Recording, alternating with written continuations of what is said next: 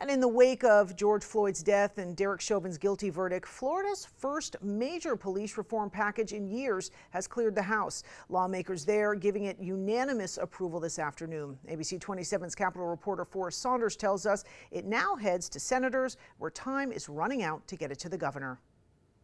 Advancement of this policy is a big win for Florida's Legislative Black Caucus. Some of the members have been pushing for these changes for years. 113 yeas, 0 nays, Mr. Speaker. So the bill passes. The policy was hammered out in the last few months in cooperation with the GOP majority and leadership following the death of George Floyd. Here are some of HB 7051's provisions. Better employment record keeping to prevent bad cops from moving from department to department. Improved use of force training for law enforcement. Limits on chokeholds.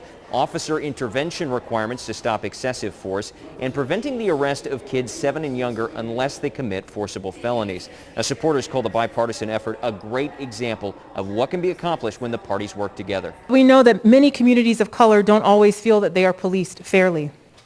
With House Bill 7051, we as a legislature can work to build that bridge.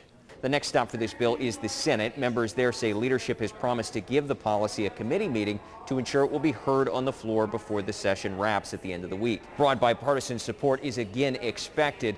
One thing that isn't known is what the governor's position is on this bill, though members are hopeful he'll sign. That's the latest out here at the Capitol. I'm Forrest Saunders reporting. Florida senators advanced an election reform bill this morning that opponents call Georgia Light. Senate Bill 90 closely aligns with the House's version. Monitored drop boxes with fewer hours, limits on who can pick up or drop off ballots, an expanded 150-foot no solicitation zone, more ID requirements for absentee ballots, and requiring mail-in voters to request ballots for each election instead of every 2.